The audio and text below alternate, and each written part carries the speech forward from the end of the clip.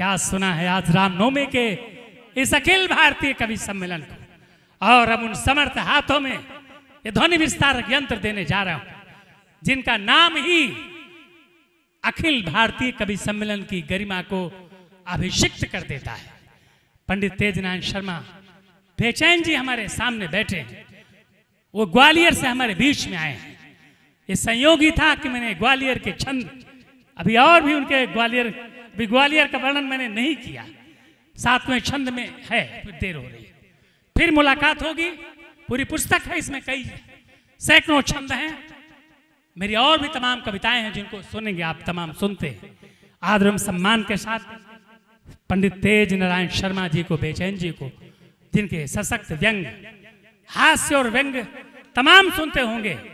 हास्य और व्यंग अलग है। जैसे रजाई भी गर्मी देती है, कंबल भी गर्मी देता है, कंबल थोड़ा कछूटता है। शर्मा जी के व्यंग पूरे देश में आनंद के साथ पढ़े जाते हैं। विभिन्न संस्थानों ने सम्मानों से अभिषिक्त किया। तमाम यात्राएं कविता के विषय में तमाम देशों में यात्राएं की, और बड़े बड़े मंचों पर हम जैसे रामकिशोर तिवारी जैसे लोगों को उनका सानिध्य मिला। हम चाहते हैं ऐसे समर्थ हाथों में माइक दूं, उनका आशीर्वाद प्राप्त करूं, आपके प्रेम की तालियां उन्हें आमंत्रित करें। कार्यक्रम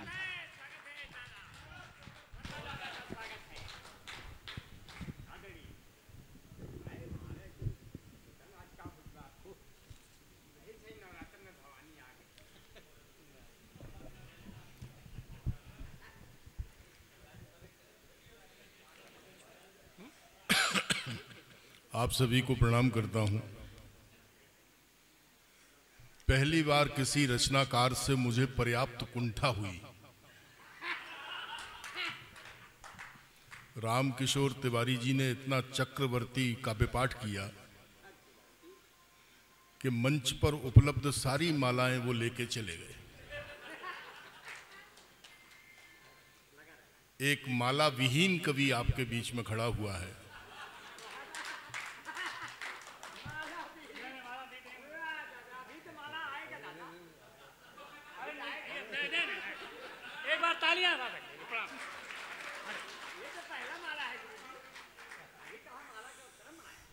रामकिशोर तिवारी जी बहुत विद्वान कवि हैं,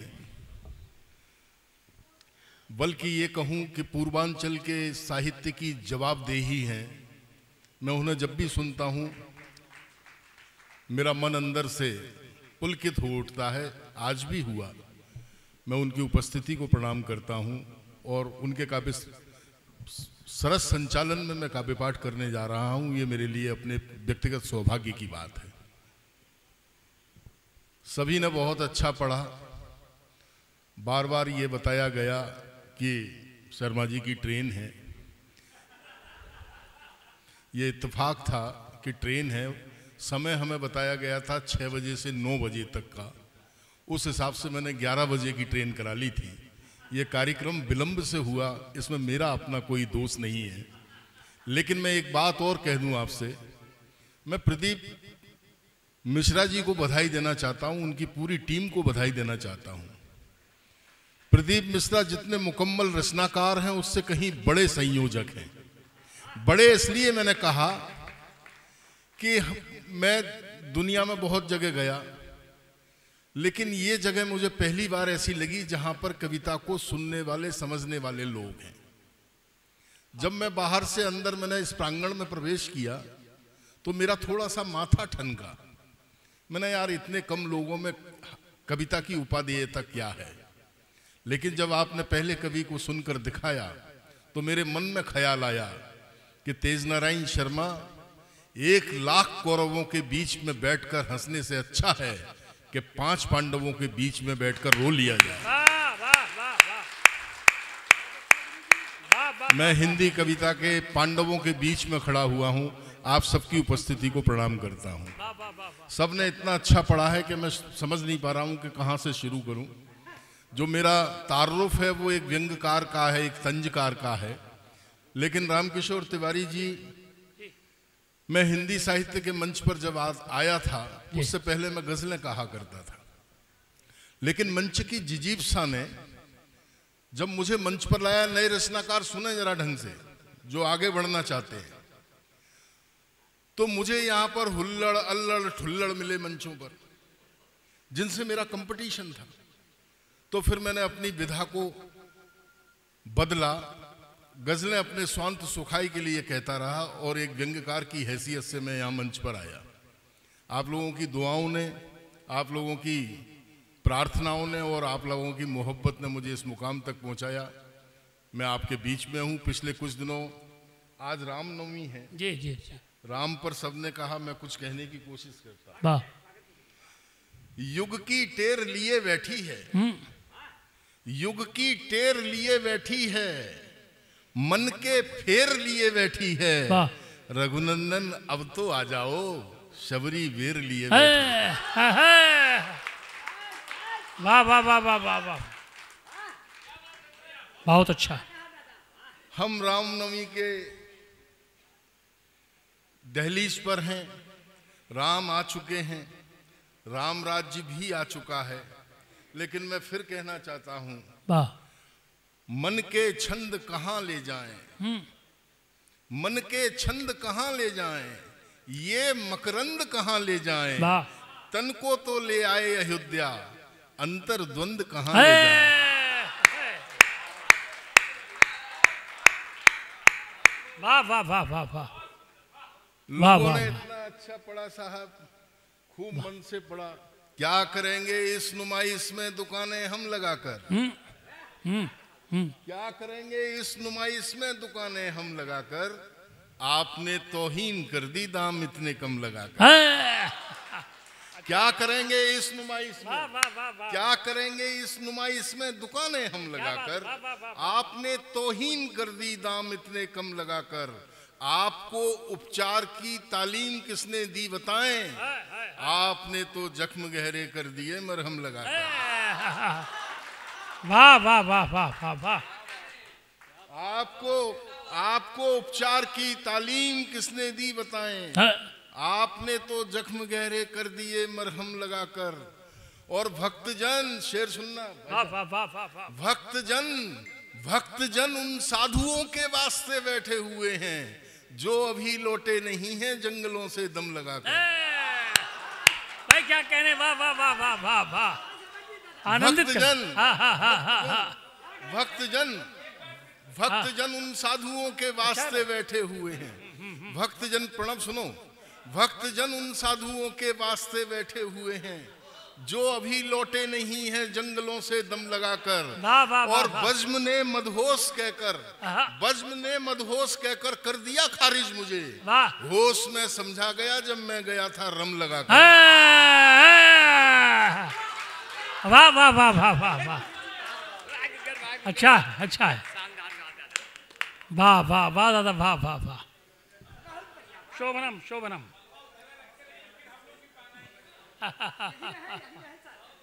आदमी की अगर किस्मत खराब हो तो माला भी बिहारी लाल अंबर जैसों से ही मिलती है। बाबा तुलसीदास कह गए, सकल पदार्थ हैं जगमाही, कर्महीन नर पावत ना। ये माला कोई अच्छा सा सुदर्शन चेहरा भी पहना सकता था।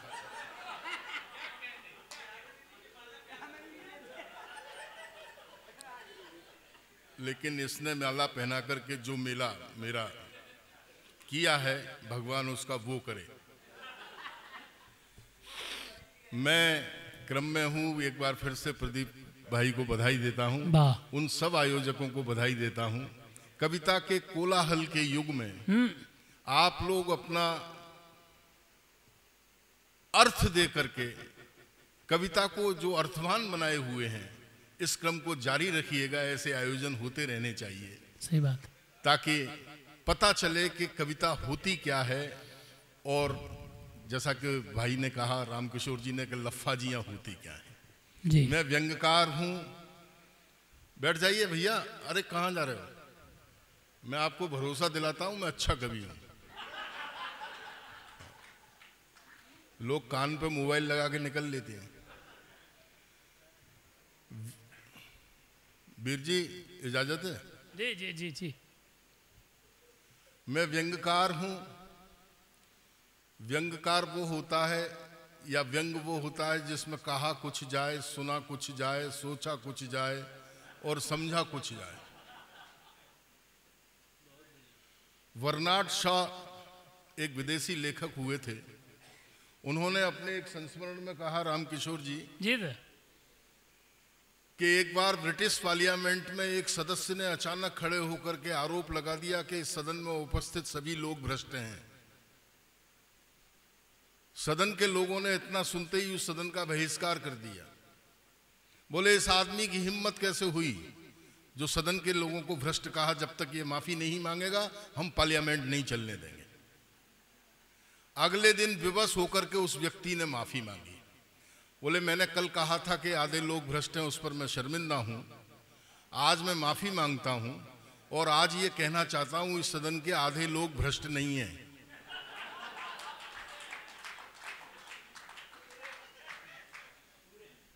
कहा कुछ जाए, सुना कुछ जाए, बस यहां से आप आनंद लीजिएगा। व्यंग्य का एक एक व्यंग्य का आनंद लीजिएगा। व्यंग्य के लिए कहीं नहीं जाना पड़ता। आप दृष्टि खुली रखिए, व्यंग्य आपके आसपास है। ये मत देखिएगा कि मैं कह क्या रहा हूं।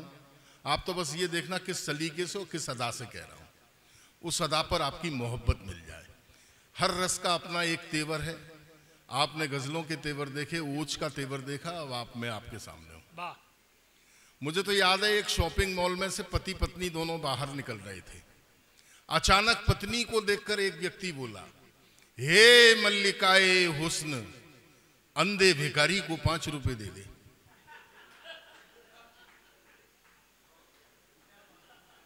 महिला ने जिंदगी में पहली बार हुस्न की तारीफ सुनी।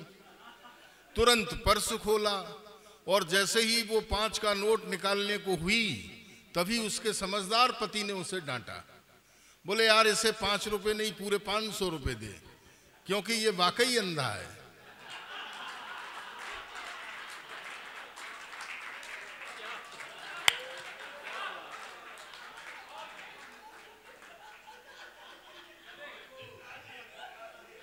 आया आपकी सबकी समझ में? मैं आपको पहले व्यंग्य समझाऊंगा और आप व्यंग्य समझ जाओ तो मुझे समझा देना कि आप समझ गए। और उस मुझे समझाने के लिए आपको क्या करना है मुझे कहने की आवश्यकता नहीं है। मालाएं आप डालोगे नहीं क्योंकि सारी मालाएं वो पहन चुके हैं। बस मैं आपसे बस निवेदन करता हूं आप आनंद से रहिएगा। ये मत देखिए कहाँ क्या कह रहा हूं, आप तो कहने के सलीके को देखिए। मुझे तो याद है भाई साहब, सुनना जी, एक तरीके व्यंजना को सुनना। आप 2 सहेलियां 30 साल बाद आपस में मिली। कॉलेज के दिनों की 2 सहेलियां 30 साल बाद आपस में मिली। एक सहेली ने सेखी वगारते हुए कहा, आज मेरे पास 3-3 बंगले हैं, ऑडी कार है, मर्सिडीज है, करोड़ों का बैंक बैलेंस है, हीरे जवाहरात के गहने हैं, बता तेरे पास क्या है। विनम्रता पूर्वक दूसरी सहेली बोली, बहन इतना सब कुछ तो मेरे पास नहीं है, लेकिन मेरे पास कॉलेज के दिनों का एक सलवार सूट है जो अभी भी फिट आता है। अच्छा है, वाह वाह वाह। मेरा ये जुमला सुन के कई महिलाएं कल से जिम जाना शुरू कर देंगी। कहा कुछ जाए, सुना कुछ जाए। यहां महिलाएं बैठी हुई हैं, आप देखना मैं किस सलीके से बात कर रहा हूं। 2 विधवाएं आपस में बातचीत कर रही थीं। 2 विधवाएं आपस में बातचीत कर रही थीं। एक विधवा ने दूसरी विधवा से कहा, मुझे तो इन सुहागिनों को देख के तरस आता है। इन सुहागिनों से अच्छी तो हम विधवाएं हैं। कम से कम हमें पता तो है कि हमारे पति कहां हैं। अच्छा है, अच्छा है। हाँ हाँ हाँ हाँ, तालियां, वाह वाह भाई, क्या बात है, वाह वाह वाह वाह वाह भाई, क्या कहने पंडित जी, वाह वाह वाह वाह वाह। अच्छा भाई सबकी समझ में आ गई? सबकी समझ में आ गई? अरे आएगी क्यों नहीं, जब सरदार जी तक की समझ में आ गई तो आपकी समझ में क्यों नहीं आएगी? अच्छा है, वाह। बैठिए बैठिए, प्लीज बैठिए, बैठिए बैठिए। तो मैंने आइए आइए आइए आइए आइए, वाह वाह वाह, आइए आइए sir, sir sir sir sir sir sir सरदार, तालियां, वाह वाह वाह। देखा सरदार मंजीत सिंह जी ने बड़ा सम्मान, वाह वाह, स्वागत। आइए। देखा मैंने आपसे कहा ना, 2 मालाएं आई,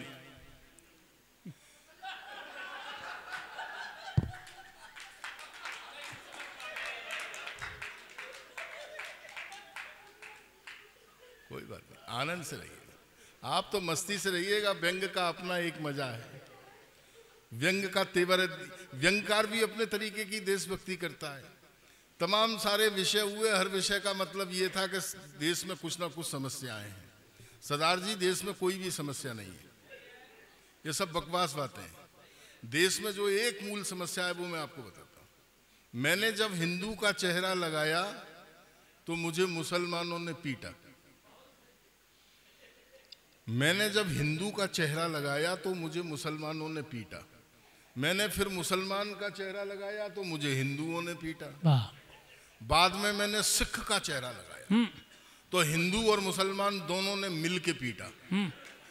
आखिरी में मैंने एक खूबसूरत लुगाई का चेहरा लगाया, फिर तीनों ने एक दूसरे को पीटा। अच्छा है।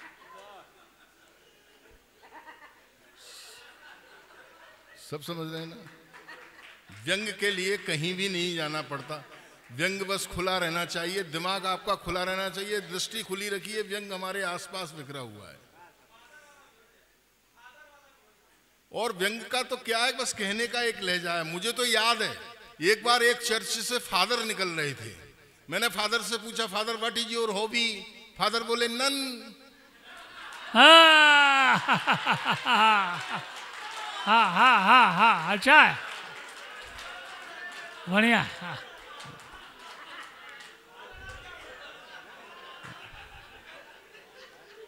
आइए आइए,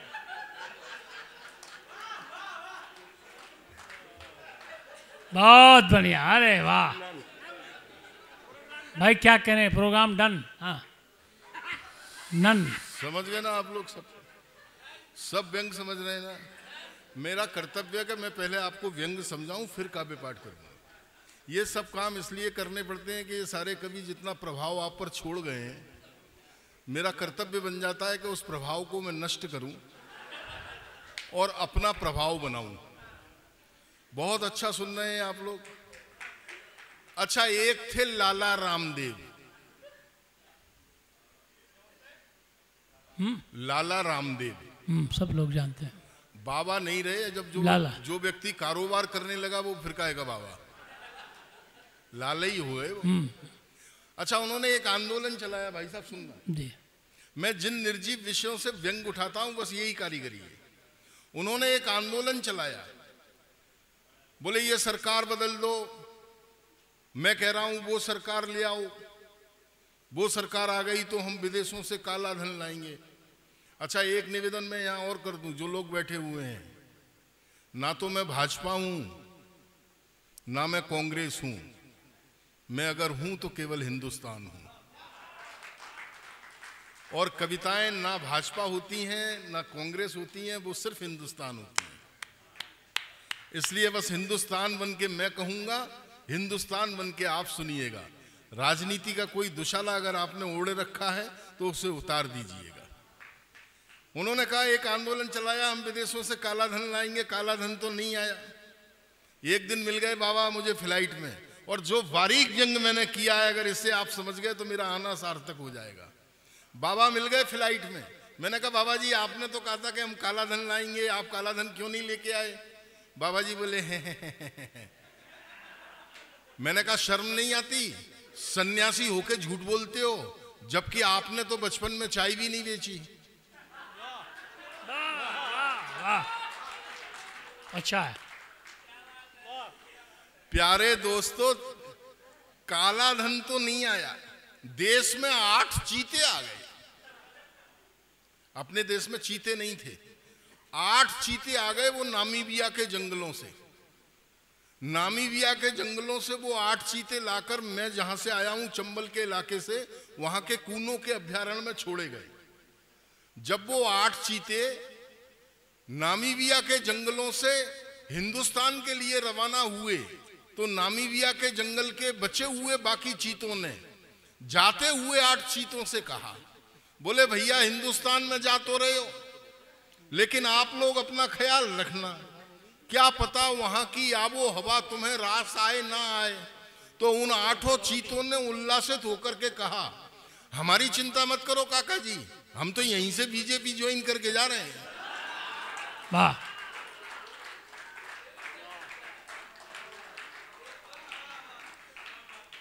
इधर के लोग क्या तालियां नहीं बजाएंगे क्या? अगर आपके हाथ किसी अन्य काम में बिजी ना हो तो थोड़ा सा कष्ट दीजिएगा। समझ गए ना? समझ गए ना बहन? अच्छा, वो 8 चीते आए और जहां मेरी नजर गई है, ये सारे बिंदु वो पढ़ रहा हूं जो आपकी नॉलेज में है।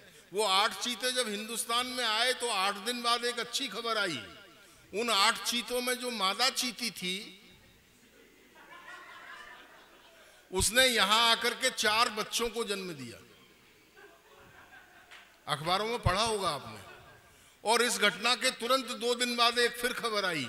उन 8 चीतों में से एक चीता उस बाड़े में इसको तोड़ करके कहीं जंगलों में भाग गया। मैंने उस भागे हुए चीते को पकड़ के कहा, मैंने भैया हमारी खातिरदारी में कोई कमी रह गई क्या जो तुम भाग गए? बोले नहीं शर्मा जी, आपकी खातिरदारी में कोई कमी नहीं है, हमें तो दुख इस बात का है कि जैसे तैसे तो हमारे कुनबे में 4 बच्चे पैदा हुए, उसका भी श्रेय भक्त मोदी जी को दे रहे हैं।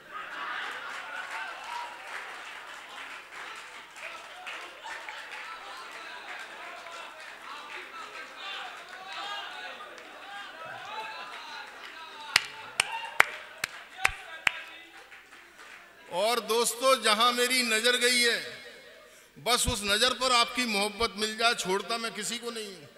और एक व्यंग्यकार का कर्तव्य वो छोड़े किसी को नहीं। हम समय के आईने हैं, इसमें जो चेहरे दिखेंगे वो दिखाएंगे, और जिन चेहरों को तकलीफ है वो आईनों के सामने से हट जाएं।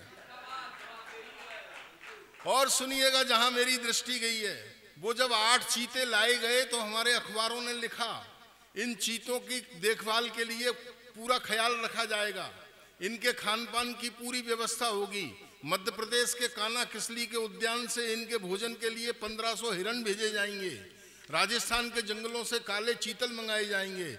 मैंने उन 8 चीतों से कहा, देखा भारत सरकार आपका कितना ख्याल रख रही है। वो बोले, शर्मा जी भारत सरकार को मारो गोली, अपन तो मोदी जी से तय करके आए हैं कि खुराक का प्रबंध वक्त पे हो जाना चाहिए, वरना हमारा कोई भरोसा नहीं है, हम राहुल गांधी की यात्रा में भी शामिल हो सकते हैं।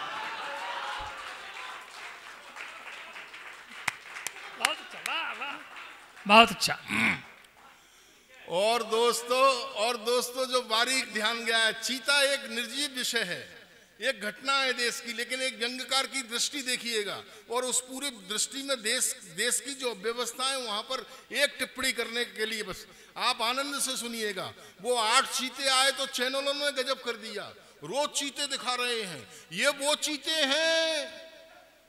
चीते हैं जो अगर दौड़ना प्रारंभ कर दें तो 3 सेकंड में 300 किलोमीटर प्रति घंटे की रफ्तार पकड़ लेते हैं। तभी एक चिड़ा हुआ कांग्रेसी बोला, और इन दौड़ते हुए चीतों के पीछे सीबीआई और ईडी लगा दी जाए तो यही 500 किलोमीटर प्रति घंटे की रफ्तार निकाल के देंगे। और आखिरी में जहां मेरी दृष्टि फिर गई है, उस पर आपकी मोहब्बत मिल जाए। 75 साल के राजनीतिक लोकतंत्र के गाल पर अगर मैंने थप्पड़ जड़ दिया हो तो उस थप्पड़ की गूंज इस प्रांगण में सुनना चाहता हूं। लगे इस गोरखपुर को कि देश का एक जवाबदेह व्यंग्यकार आया और लोकतंत्र के गाल पर चाटा मारकर चला गया। व्यंग सुनना, एक लाइन का व्यंग। वो 8 चीते जिस वायुयान से आए, जब वो वायुयान वापस जाने लगा तो एक सजग भारतीय नागरिक ने कहा, इस वायुयान को खाली वापस क्यों जाने दिया जा रहा है, जबकि हमारी राजनीति में भी कई ऐसे जीव जंतु हैं जो नामीबिया के जंगलों में छोड़ने लायक हैं।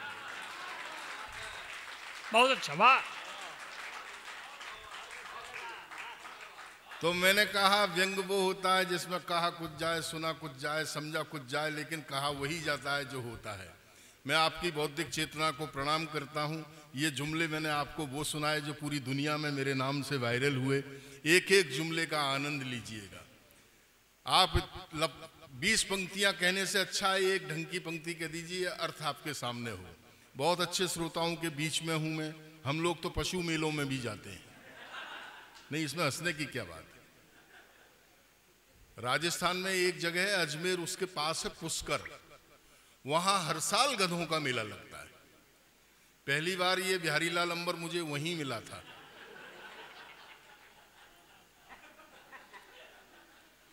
नहीं इसमें हंसने की कोई बात नहीं है, इसके और मेरे खूंटे पास पास ही थे। आनंद से रहिएगा, एक एक जुमले का आनंद लीजिए। सर वीडियो क्यों बना रहे हैं? 35 साल की यात्रा के बाद मैं पहली बार आप लोगों के बीच में आया हूं। परमपिता परमात्मा ने साक्षात सुनने का जब अवसर दिया है तो उन लोगों के लिए रिकॉर्डिंग क्यों कर रहे हो जो यहां आए नहीं है? आप आनंद लीजिए, एक एक जुमले का आनंद लेना। एक एक जुमले पर आपकी खनक चाहता हूं। बजट सत्र पर भाषण देते हुए, बजट सत्र पर भाषण देते हुए हमारी सरकार ने कहा हम लोगों के मनोरंजन के लिए शीघ्र ही नए चिड़ियाघर खोलेंगे। मैंने कहा ये फिजूल खर्ची क्यों, जबकि आप लोग हो।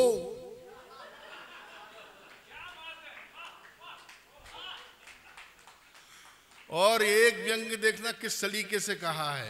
मैंने माननीय प्रधानमंत्री जी से कहा ये पिछली 26 जनवरी को श्री बराक ओबामा को भारत बुलाने की क्या आवश्यकता थी? वो बोले हमने देश से वादा किया था शीघ्र ही काला धन भारत लाएंगे। वाह।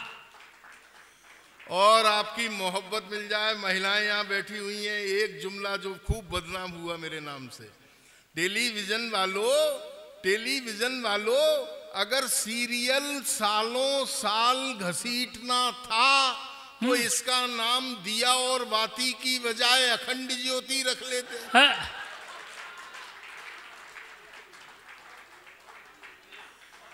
व्यंग हमारे आसपास बिखरा हुआ है। लोग कहते हैं सरकारें बदल गई, विकास नहीं हुआ। इससे ज्यादा विकास क्या होगा? एक जुमला मैं पढ़ रहा हूं, इशारा कर रहा हूं। व्यंग इशारे में किया जाता है। अगर ये इशारा गोरखपुर में नहीं समझा गया तो मैं समझता हूं हिंदुस्तान में कहीं नहीं समझा जाएगा। रात्रि को 3 बजे, भाई साहब सुनना, रात्रि को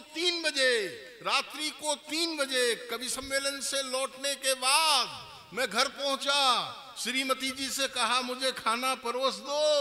वो बोली अपने हाथ से परोस लो, मैं तुम्हारी बीवी हूं, कोई सुप्रीम कोर्ट नहीं जो रात को 3-3 बजे जाग जाऊं। भाई क्या कहने पंडित जी? वाह वाह वाह वाह वाह वाह वाह वाह वाह वाह वाह वाह वाह वाह। भाई क्या व्यंग है। वाह वाह वाह। तो मैंने कहा आपसे, आइए पंडित जी, आइए आइए आइए आइए। बहुत अच्छा व्यंग है। वाह वाह वाह वाह। शोभनम। वाह। प्रणव जी हैं, जानते हैं, प्रणव जी को जानते हैं, इनके पूर्व जन्म से परिचित है। प्रणव भाई जी मुझे माला पहना के गए, ऐसा लगा एक साथ 3.5 आदमी पहना गए हो।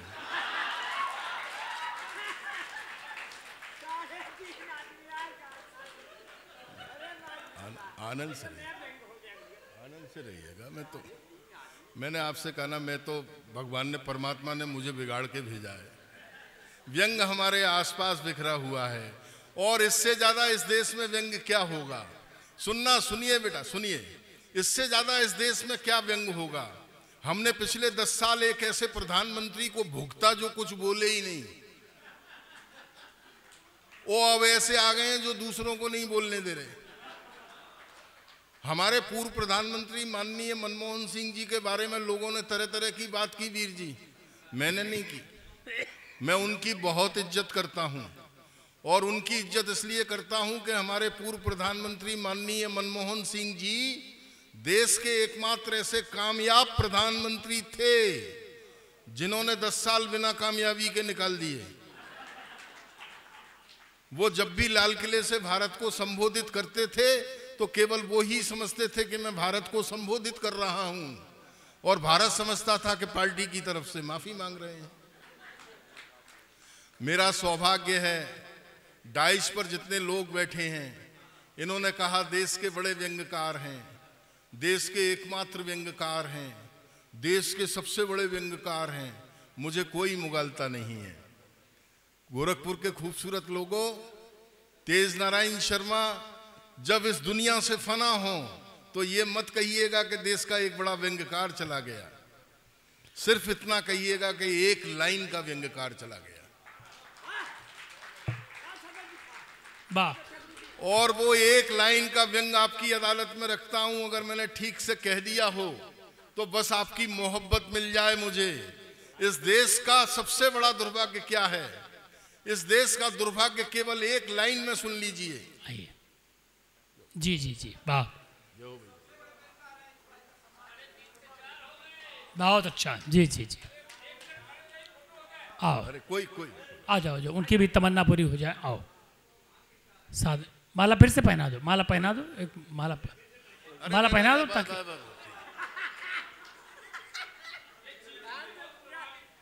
ये चीतों से प्रभावित है ना। आप एक लाइन का व्यंग समझना, इस देश का सबसे बड़ा दुर्भाग्य क्या है? राजनीतिक परिदृश्य को अगर मैंने आईना दिखा दिया हो तो अभी तक आप तालियां अपने मन से बजा रहे थे। एक बार मेरा मन रखने के लिए दोनों हाथ उठाकर बजा दीजिएगा। पहले व्यंग सुन लीजिए। मैं इस देश का जो दर्द है वो पूरा बुद्धिजीवी लोग हैं साहब, बुद्धिजीवी लोगों के सामने रख रहा हूं। इस देश की मूल पीड़ा क्या है? जी। सूर्योदय लाने का, सूर्योदय लाने का, सूर्योदय लाने का वादा वे लोग कर रहे हैं जिनकी खुद की पार्टी के चुनाव चिन्ह लालटेन है। वाह वाह वाह वाह वाह, बहुत अच्छा है, वाह, बहुत अच्छा है, वाह। समझ गए ना आप लोग व्यंग? सबकी समझ में आ गया व्यंग क्या होता है? जिनकी समझ में नहीं आया उनको आखिरी बार समझाता हूं, फिर मुझे काव्य पाठ की इजाजत देना कि बेवकूफ हैं वे लोग, बेवकूफ हैं वे लोग, बेवकूफ हैं वे लोग जो अपने प्रधानमंत्रियों के पुतले बनाते हैं और फिर उन्हें फूंकते हैं। हमें देखो, हमने पुतलों को प्रधानमंत्री बना के देश फूंक दिया। अच्छा है, वाह वाह वाह वाह वाह, बड़ा व्यंग्य है, वाह वाह वाह वाह वाह। समझ गए ना आप लोग? वाह वाह वाह। लेकिन इसके बावजूद गोरखपुर के खूबसूरत लोगों, मेरे भाई प्रदीप मिश्रा के द्वारा तैयार किए गए लोगों, ये देश कल भी जिंदाबाद था, ये देश आज भी जिंदाबाद है, ये देश कल भी जिंदाबाद रहेगा। इस देश का कुछ नहीं बिगड़ना। इस देश में अगर कुछ बिगड़ा है तो केवल ये बिगड़ा है कि मैं खुद बिगड़ा हूं। जिस दिन मैंने खुद में सुधार करना शुरू कर दिया, ये देश सुधरने की प्रक्रिया अपने आप शुरू हो जाएगी। मेरे एक पत्रकार मित्र मिले थे, अभी आए थे, बोले शर्मा जी एक मुक्तक हमने आपका पढ़ा है, उसे जरूर पढ़ देना, सामायिक है। मैं रामकिशोर तिवारी जी के चरणों में हाजिर करता हूँ, मुक्तक सुनिएगा। इस देश की विडंबना को एक मुक्तक में अगर कह दिया हो तो मेरा मन रखने के लिए ताली बजा देना। अब से बाद 1100 किलोमीटर की यात्रा करूंगा, शायद वो यात्रा की थकन मिटाने में काम आ जाए। क्या बात, वाह। सड़क रास्ते जाम कराकर, सड़क रास्ते जाम कराकर, सड़क रास्ते जाम कराकर, जलवा अपने नाम कराकर सभी मसीहा लौट चुके हैं शहर में कत्लेआम कर। भाई क्या कहने, वाह वाह वाह वाह वाह वाह वाह वाह वाह वाह। जब हमारे राजनीति अपने उत्तरदायित्व गजब गजब गजब गजब, उन उत्तरदायित्वों को एक कलम संभालती है। इंग्लैंड अपने वैभव से सबको पछाड़ रहा है, इंग्लैंड अपने वैभव से सबको पछाड़ रहा है, अमेरिका अंतरिक्ष में झंडे गाड़ रहा है, जापान 11वीं विंडो के नजदीक खड़ा है, ऑटोमोबाइल्स में जर्मनी का जादू तगड़ा है, इधर चीन ने पूरी दुनिया में अपना प्रोडक्ट उतारा, एक हम भारतीय हैं जो मुंह में गुटखा दबाकर अभी तक यही पूछ रहे हैं कि कटप्पा ने बाहुबली को क्यों मारा। अच्छा, जब हमारे सामाजिक सरोकार इस स्तर पर पहुंच जाएं तो मैं आप सबको सैल्यूट करता हूं कि आपने अपने तन मन और धन से ये हिंदी साहित्य की संगत जुटाई है, जिसमें अपने परिवारों को बिठा करके भाषा और संस्कार का आदान प्रदान का एक अवसर जुटाया है। ऐसी संगतें होती रहनी चाहिए। संगत के बहुत बड़े असर होते हैं। मैं आपको एक माइथोलॉजी से एक प्रसंग उठा के देता हूं। विद्वान कवि इस कार्यक्रम का संचालन कर रहे हैं। जी जी। हमारी हिंदू माइथोलॉजी में कहा गया है कि जब धर्मराज युधिष्ठिर स्वर्ग गए थे तो ये संगत का असर था कि उनके साथ उनका कुत्ता तक स्वर्ग गया था। सही बात। जी जी जी जी। ये कहानी ये तो आप सबको पता है, सबको पता है, हाथ उठाइए जरा। इस कहानी को याद रखना। गोरखपुर के खूबसूरत शहर लोगों, मेरी बहुत अजीज मित्र हैं नंदिनी श्रीवास्तव, आपके ही शहर की अच्छी रचनाकारा हैं। मैं आज उनके शहर में हूँ। आज दिन में मेरी उनसे बात हुई थी, बोले मेरे नाम का जिक्र कीजिएगा। मैं उनके शहर में हूँ। उनके शहर के लोगों को अपनी जिंदगी का खूबसूरत व्यंग रखता हूँ। बस उस युधिष्ठिर के प्रसंग को याद रखना, मेरे संग यात्रा करना भाई साहब। खंडन करते करते हमारा भेजा ही खप गया। खंडन करते करते हमारा भेजा ही खप गया। गलती से एक अखबार में हमारे स्वर्गवासी हो जाने का समाचार छप गया। लोग फेसबुक, ट्विटर, व्हाट्सएप पर हमें श्रद्धांजलि पर श्रद्धांजलि दिए जा रहे थे और हम घर बैठे विधवा पेंशन की तरह लिए जा रहे थे। तालियां बजाओ सब यहाँ बस्ती। वाह वाह वाह। खंडन करते करते हमारा भेजा ही खप गया। गलती से एक अखबार में हमारे स्वर्गवासी हो जाने का समाचार छप गया। लोग फेसबुक, ट्विटर, व्हाट्सएप पर हमें श्रद्धांजलि पर श्रद्धांजलि दिए जा रहे थे और हम घर बैठे विधवा पेंशन की तरह लिए जा रहे थे। लोग दुखी थे, उनके चेहरे पे गम भी थे। तत्काल हमारी याद में एक शोक सभा बुलाई गई जिसमें अपनी मूल पहचान छुपाए हुए हम भी थे।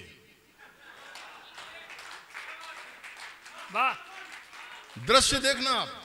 तत्काल हमारी याद में एक शोक सभा बुलाई गई जिसमें अपनी मूल पहचान छुपाए हुए हम भी थे, अपने बेतुके रुख को संभालते हुए और मेरे तैलचित्र पर मुरझाए हुए फूलों की माला डालते हुए।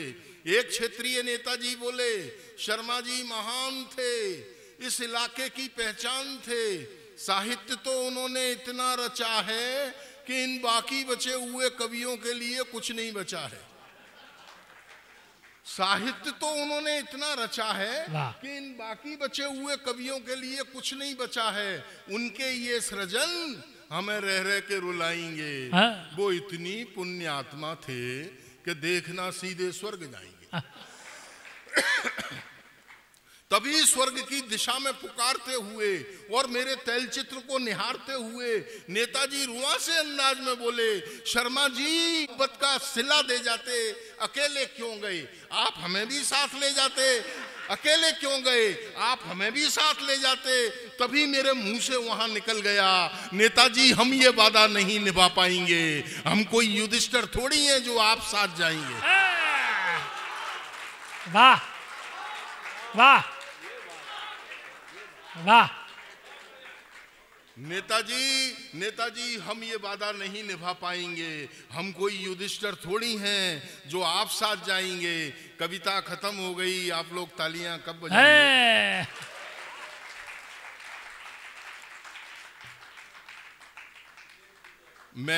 मैं आपको एक छोटी सी कविता जरूर सुनाना चाहूंगा। उसके बाद एक कविता से मैं अपना समापन करूंगा। सर क्या हुआ? नहीं, कोई बात नहीं। हाँ, मेरी तो कुंडली में लिखा हुआ है, मैं तो ऊंट पर बैठ के भी जाऊं तो कुत्ता काट खाए। कितनी जोर से हंस रहा है बिहारी लाल, यही समझ में नहीं आ रहा कि कहां से हंस रहा है। एक व्यंग सुन लीजिए।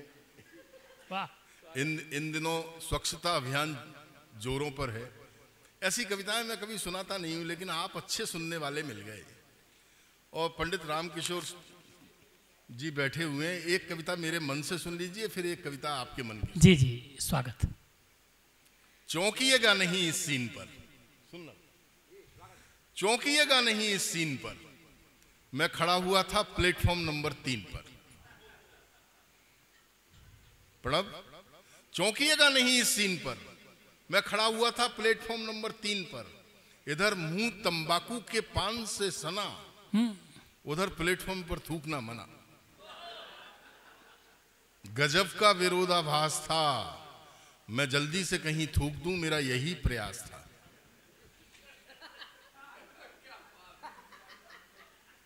पीक प्रसव के लिए जैसे ही मेरा मन अंदर से हूंका,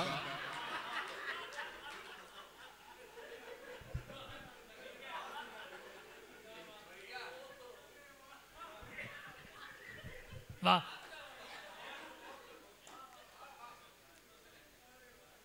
बिहारी लाल ऐसे बैठा है जैसे राजघाट पर गांधी जी की विधवा बैठी हो। अच्छा है। हाँ, वाह। पीक प्रसव के लिए जैसे ही मेरा मन अंदर से हूंका, मैं नवाबों की तरह एक कोने में गया और जाकर चुपचाप थूका। जेब से रूमाल टटोला, तभी ये थूकदान मुझसे बोला, मिस्टर, प्लेटफॉर्म के चरित्र पर थूकना मना है। ये थूकदान आखिर किस लिए बना है? मैंने कहा, मित्र, प्लेटफॉर्म का भला कैसा चरित्र? तुम थूकदान हो, थूकदान की तरह औकात में रहो और आदमी के मुंह लगे हो, इस अपराध में सॉरी कहो। और आदमी के मुंह लगे हो, इस अपराध में सॉरी कहो, और अब तालियां रोक सको तो रोक के दिखाना।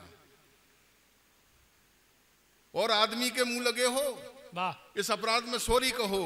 बदलते हुए अपना चोला थूकदान मुझसे बोला, भाई साहब, जिस तरह ये आदमी अपने आप को समझता बड़ा पवित्र है, उसी तरह इस प्लेटफॉर्म का भी अपना एक नैतिक चरित्र है।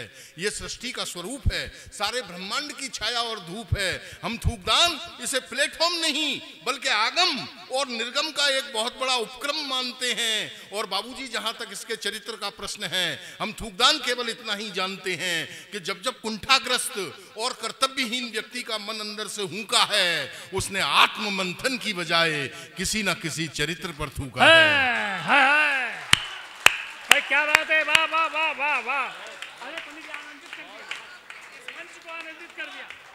पूरा सदन एक बार दोनों हाथ ऊपर तालियां उठा करके अभिनंदन करे। अरे मंच को बहुत ऊंचाइयां दे दी। वाह वाह वाह वाह वाह। अरे वाह वाह वाह। बदलते हुए अपना चोला, बदलते हुए अपना चोला, बदलते हुए अपना चोला। थूकदान मुझसे बोला, भाई साहब, जिस तरह आदमी अपने आप को समझता बड़ा पवित्र है, उसी तरह इस प्लेटफॉर्म का भी अपना एक नैतिक चरित्र है। ये सृष्टि का स्वरूप है, सारे ब्रह्मांड की छाया और धूप है। अरे हम थूकदान इसे प्लेटफॉर्म नहीं बल्कि आगम और निर्गम का एक बहुत बड़ा उपक्रम मानते हैं। और बाबूजी, जहां तक इसके चरित्र का प्रश्न है, हम थूकदान केवल इतना ही जानते हैं कि जब जब कुंठाग्रस्त और कर्तव्यहीन व्यक्ति का मन अंदर से हूंका है, उसने आत्म मंथन की बजाय किसी ना किसी चरित्र पर थूका है। बाबूजी, बाबूजी, बाबूजी, मैं तो निर्जीव पत्थर से बना हुआ बेजान हूं, आपकी कसम कुल मिलाकर थूकदान हूं। बाबूजी, मेरे अंदर श्रद्धा है, समता है, अच्छे अच्छे थुक्कड़ों को सहने की क्षमता है। हाय हाय हाय हाय हाय हाय हाय। थूकदान बोल रहा है, बाबूजी, मेरे अंदर श्रद्धा है, समता है, अच्छे अच्छे थुक्कड़ों को सहने की क्षमता है। बाबूजी, मेरे अंदर भले ही मानवीय सभ्यता और संस्कृति की आंधी नहीं है, लेकिन इतना जरूर कहूंगा मेरे यार, ये प्लेटफॉर्म है, कोई महात्मा गांधी नहीं है। लेकिन इतना जरूर कहूंगा मेरे यार, ये प्लेटफॉर्म है, कोई महात्मा गांधी नहीं है, जिसे आजकल खूब चला जाता है। हर ऐरा गहरा नत्थू खेरा थूक के चला जाता है। दोस्तों, एक थूकदान के प्लेटफॉर्म के प्रति ये विचार थे, इसके पीछे कितने बड़े राष्ट्रीय संस्कार थे। हे हिंदुस्तान के बुद्धिजीवियों, विधिवेत्ताओं, परस्पर स्वार्थ के लिए आपस में लड़ते हुए नेताओं, आपसी स्वार्थ में एक दूसरे को फूंको, चाहे एक दूसरे पर हूंको, लेकिन थूकदान का कहना यही है, किसी के चरित्र पर नहीं, हमेशा थूकदान में थूको, हमेशा बहुत अच्छा, वाह, हमेशा बहुत अच्छा, हमेशा थूकदान में थूको, वाह। मेरा मन था कि मैं एक कविता आपको सुना दूं। ये जितना भी काव्य पाठ मैंने किया है, मैं आपके मन तक पहुंचना चाहता हूं। मुझे लग रहा है कि मैं आपके मन तक पहुंचा। अब अंतिम कविता सुनाता हूं इस प्रयास में कि मैं आपके दिल तक पहुंचूं। इजाजत हो तो सुना दूं। तालियां, वाह, बहुत अच्छा पढ़ी, वाह वाह। कविता का शीर्षक है लाल किला। कविता जो कुछ बोलेगी वो बोलेगी, लेकिन कविता से पहले मैं जो बोल रहा हूं आदरणीय, वो महत्वपूर्ण है। मैं हिंदुस्तान का अकेला हास्य व्यंग्य का कवि हूं। ये गर्वोक्ति नहीं है, ये आप लोगों की दुआएं, जिन दुआओं ने ये कहने का अवसर मुझे दिया है। पंडित रामकिशोर तिवारी जी बैठे हुए हैं। अकेला हास्य व्यंग्य का कवि हूं जिसने जिंदगी में कभी चुटकुले नहीं सुनाए। बिल्कुल बिल्कुल सही, तालियां, वाह वाह वाह, बिल्कुल बहुत बढ़िया, वाह वाह वाह वाह। और अपने कहे के विषय में ये भी बता दूं आपको, ये भी गर्वोक्ति नहीं है, मैं वो हाथी हूं लेखन का जिसके गोबर से कई कीड़े पल रहे हैं। तो केवल मैं आपको जो कहना चाहता हूं उसे सुन लीजिए। लाल किला हर साल एक भाषण देता है। 76 साल हो गए हमें वो भाषण सुनते सुनते। ये हमारा दुर्भाग्य है, इस देश का दुर्भाग्य है, हमारे कॉन्स्टिट्यूशन का दुर्भाग्य है, हमारी डेमोक्रेसी का दुर्भाग्य है कि हर साल भाषण वही के वही रहते हैं, बस लोग बदलते जाते हैं। सही, बहुत अच्छा। उन भाषणों में विकास की जो गंगाएं बही जाती हैं वो हमारे और आपके दरवाजों तक आते आते कहां सूख जाती हैं, इसका हिसाब आज तक किसी सरकार ने नहीं दिया। बस वो हिसाब आपके बीच में इशारे से रखना चाहता हूं। पंडित जी बहुत दिनों बाद मिले हैं, ये रचना आपको समर्पित करता हूं। मेरी बहुत सिग्नेचर पोइट्री है इन दिनों की, मेरी जुबान पर है। वाह वाह वाह। कविता में मैं बात नहीं कर रहा हूं, लाल किला खुद बात कर रहा है। आप ये भाषणों का बोझ, आप ये भाषणों का बोझ जो हर साल हमारे कंधों पर डालते हैं, कभी सोचा भी है कि हम इसे कैसे संभालते हैं? आजादी सिर्फ समर्थ लोगों की सामर्थ्य का एक सालाना जलसा है जो हजामत बनवाकर खुद को जटायु प्रमाणित कर देने का ढोंग जानते हैं। आप ऐसे ही लोगों के मर्यादा पुरुषोत्तम हैं, आपको तो हम खूब पहचानते हैं। तालियां थोड़ी कमजोर हैं, अच्छी कविता पर अच्छी तालियां बजाना सीख जाओ। कविता के मंच पर आरोप लगते हैं रामकिशोर जी कि कविता के मंचों पर आजकल कविताएं नहीं रही, चुटकुले हो गए, लफ्फाजियां हो गई। ऐसा नहीं है, अभी सब कुछ नहीं बदला। निराश मत होइए, आया करिए, अभी हम जैसे लोग जिंदा हैं। क्या बात। और अच्छी कविता को आपने सराहना सीख लिया तो नकली लोग अपने आप मंच से उतर। क्या बात है, तालियां, वाह, सही, बहुत सत्य है। आप ये भाषणों का बोझ, आप ये भाषणों का बोझ जो हर साल हमारे कंधों पर डालते हैं, कभी सोचा भी है कि हम इसे कैसे संभालते हैं? आजादी सिर्फ समर्थ लोगों की सामर्थ्य का एक सालाना जलसा है जो हजामत बनवाकर खुद को जटायु प्रमाणित कर देने का ढोंग जानते हैं। आप ऐसे ही लोगों के मर्यादा पुरुषोत्तम हैं, आपको तो हम खूब पहचानते हैं। ये कद, ये ओहदा, ये रसूख, हुजूर सारा खेल आंख नीचे का है। आपके चेहरे की तसल्ली कुछ भी कह रही हो, लेकिन आप खुद भी जानते हैं कि आपकी अचकन पर लगा हुआ ये सुर्ख गुलाब है, ये हमारे बगीचे का है। वाह वाह, हाँ हाँ हाँ हाँ, वाह वाह वाह वाह वाह। आपके चेहरे की तसल्ली कुछ भी कह रही हो, अच्छा है, लेकिन आप खुद जानते हैं कि आपकी अचकन पर लगा हुआ ये सुर्ख गुलाब है, ये हमारे बगीचे का है। कमाल है, कमाल है, हमारा बगीचा आज भी जिंदा है अपने ही पसीने पर, और ये महकते हुए गुलाब आपके सीने पर। वाह वाह वाह, कमाल है, कमाल है, कमाल है, हमारा बगीचा आज भी जिंदा है अपने ही पसीने पर, और ये महकते हुए गुलाब आपके सीने पर। हुजूर आप राजमुकुट हो, हुजूर आप राज मुकुट हो, राजमणियों से जड़े हो, और याद रखो किसी चुनावी सभा में नहीं बल्कि लाल किले पर खड़े हो, जिसकी अपनी एक आन है, बान है, शान है। अरे आपके लिए ये भले ही ईंट पत्थरों का बना हो, हमारे लिए तो ये आज भी हिंदुस्तान है। वाह वाह वाह वाह वाह वाह वाह वाह वाह वाह, शोभनम शोभनम, वाह वाह वाह। हुजूर आप राज मुकुट हो, हुजूर आप राज मुकुट हो, राजमणियों से जड़े हो, और याद रखो किसी चुनावी सभा में नहीं बल्कि लाल किले पर खड़े हो, जिसकी अपनी एक आन है, बान है, शान है। अरे आपके लिए भले ही ईंट पत्थरों का बना हो, हमारे लिए तो ये आज भी हिंदुस्तान है। कविता यात्रा करना चाहती है, मेरे संग यात्रा करना दोस्तों। इस पर खड़े होकर, इस पर खड़े होकर, इस पर खड़े होकर आप अपनी राजनीतिक महत्वाकांक्षाओं को घसीट रहे हैं। अच्छा है, वाह। हम 76 सालों से अपना माथा पीट रहे हैं। याद करो, याद करो, पिछले साल भाषणों की पीठ पर लादकर आपने जो नहर हमारे गांव भेजी थी वो अभी तक नहीं आई है। वाह। सुना है इस बार आपने नदी भिजवाई है। वाह, हाय हाय हाय हाय हाय, अच्छा है। पिछले साल भाषणों की पीठ पर लादकर आपने जो नहर हमारे गांव भेजी वो अभी तक नहीं आई, वो अभी तक नहीं आई है। सुना है इस बार आपने नदी भिजवाई है। आपके ये नेक इरादे अखबार की सुर्खियों में छा चुके हैं। आपके द्वारा भेजी गई नदी खुद कह रही है कि आप किस चालाकी से हमारी नहर खा चुके हैं। धन्य कर दिया मंच को, वाह वाह वाह वाह वाह वाह वाह वाह वाह, अरे आनंदित कर दिया, वाह वाह। आपके ये नेक इरादे, आपके ये नेक इरादे अखबार की सुर्खियों में छा चुके हैं। आपके द्वारा भेजी गई नदी खुद कह रही है कि आप किस चालाकी से हमारी नहर खा चुके हैं। हम पर नदी और नहर दोनों का कर्जा चढ़ा है, और हमारा गांव अपनी प्यास हथेली पर लेकर जहां खड़ा था वहीं खड़ा है।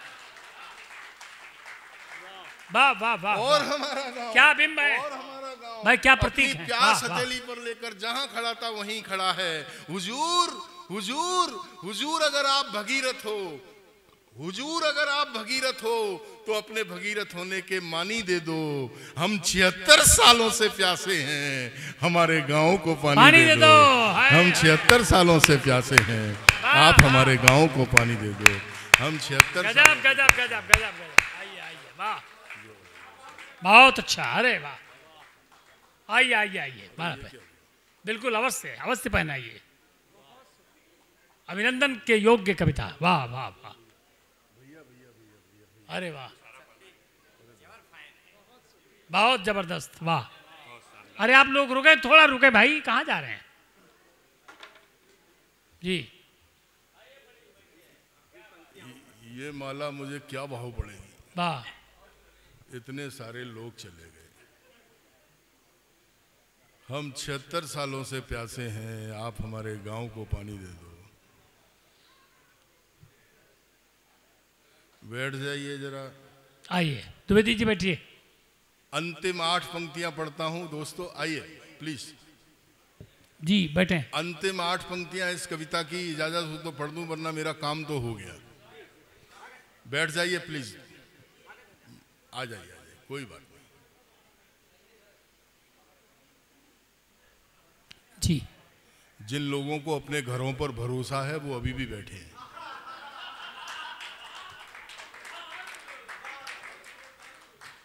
और जो लोग जा रहे हैं वो जिस प्रयोजन को ध्यान में रखकर जा रहे हैं, मैं प्रार्थना करता हूं ईश्वर उसमें सफलता ना दे। अंतिम 8 पंक्तियां पढ़ता हूं, राजनीति का एक चित्र खींचता हूं। इशारे में अगर चित्र खींच दिया हो, मुझे बताया गया है नए रचनाकार बैठे हुए हैं, नए रचनाकार बैठे हुए हैं। बस केवल इस मंच से यही सीखिए कि बात कहने का सलीका क्या होना चाहिए। वाह। राजनीति का एक चित्र खींचता हूं, जिस सलीके से खींच दिया है उस पर आपकी मोहब्बत मिल जाए। देश, देश अगर लोकतंत्र का शरीर है, देश अगर लोकतंत्र का शरीर है तो संसद इसकी आत्मा है। वाह। लेकिन इस आत्मा का मालिक आजकल परमात्मा है। सभासद ऐसे ऐसे कर्तव्य दिखा रहे हैं, सभासद ऐसे ऐसे कर्तव्य दिखा रहे हैं, चिड़ियाघर और सर्कस वाले भी सीखने आ रहे हैं। आजाद भारत के अंदर, आजाद भारत के अंदर गांधी जी छोड़ के गए थे 3 तरह के बंदर। गांधी जी के जाते ही बंदरों की मौज हो गई, देखते ही देखते फौज हो गई। बंदर भी समझ गए भाई साहब, बंदर भी समझ गए, बंदर भी समझ गए कि गांधी का बंदर होना कितना फायदे का धंधा है। यही कारण है कि हर बंदर की अपनी एक किस्किंदा है। हर बंदर की अपनी किस्किंदा है। बंदर भी समझ गए, बंदर भी समझ गए, बंदर भी समझ गए कि गांधी का बंदर होना कितना फायदे का धंधा है। यही कारण है कि हर बंदर की अपनी एक किस्किंदा है। दांत किटकिटा रहे हैं, जमीन खोद रहे हैं, कटी हुई पूंछ हाथ में लेकर चीख रहे हैं, इसे पोषित कर दो। हम हरकतों से भले ही लंगूर हैं, आप हमें हनुमान घोषित कर दो। और अंत में 4 पंक्तियां आप लोगों की तरफ से, बस मुझे विदा करना कि जो किए गए थे उन वादों का क्या हुआ, जो किए गए थे उन वादों का क्या हुआ, हुकूमत के नेक इरादों का क्या हुआ। मजलूम को तो टांगाए सूली पर, मुल्क के रईस जादों का क्या हुआ, मुल्क के रईस जादों का क्या हुआ, मुल्क के रईस जादों का क्या हुआ। वाह वाह वाह वाह, अरे आइए सर, वाह।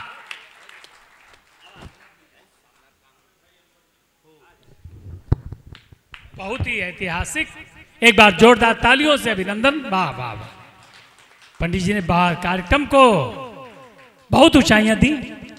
एक सूचना है, आदरणीय सुधा मोदी जी हमारे बीच में हैं। हम चाहते हैं ऐसी कवियत्री, समाज सेविका, साहित्य प्रेमी आदरणीय मोदी जी मंच पर आ जाएं और हमारा मंच उन्हें सम्मानित करना चाहता है। आइए आइए हिमांशी जी।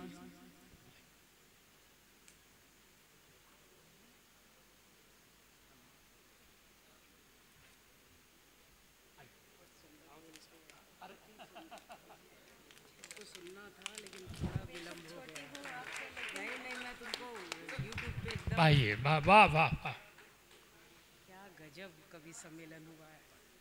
तालियां भी आपको जी। ऐसे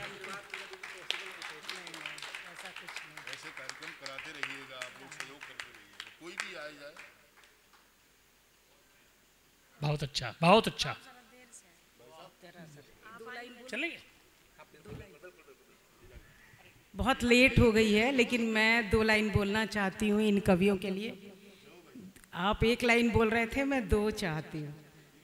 है इनायत तेरी जो मेरे हो गए, है इनायत तेरी जो मेरे हो गए, और इबादत मेरी जो तेरे हो गए। आपके लिए है ये, बहुत सुंदर आपने बोला है। एक दूजे में हमने तलाशा जहां, एक दूजे में हमने तलाशा जहां, तुम मेरे हो गए, हम तेरे हो गए, तुम मेरे हो गए। बहुत सुंदर, बहुत सुंदर आगाज है। प्रदीप भैया और प्रेम भैया को बहुत बहुत साधुवाद। और बहुत सुंदर है। वक्त का हम महिलाओं के लिए थोड़ी सी मुश्किल होती है, कवियों के लिए नहीं मुश्किल है। यहाँ एक कवि हार मान जा रहा है, क्या करूं। मंच से मैं माफ़ी चाहती हूं और आप सभी को नमन करती हूँ। बहुत बहुत बहुत जी बधाई हो जी प्रेमनाथ भैया, वाह वाह वाह।